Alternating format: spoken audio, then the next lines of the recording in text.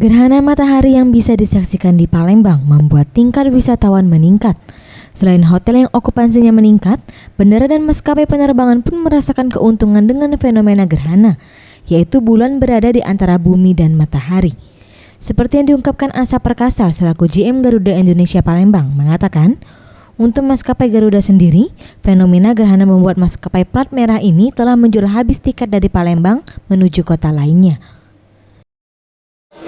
Sejauh ini untuk yang tanggal 8 kedatangan ke Palembang sudah mulai bagus pembukanya untuk flight-flight yang sore.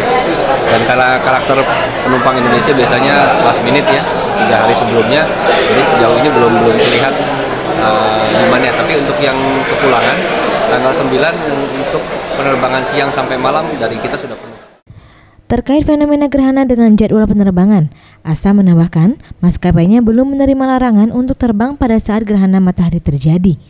Namun mungkin akan terjadi keterlambatan untuk terbang atau mendarat dari SMB 2 pada puncak gerhana matahari. Faraliu Satria, Sriwijaya TV.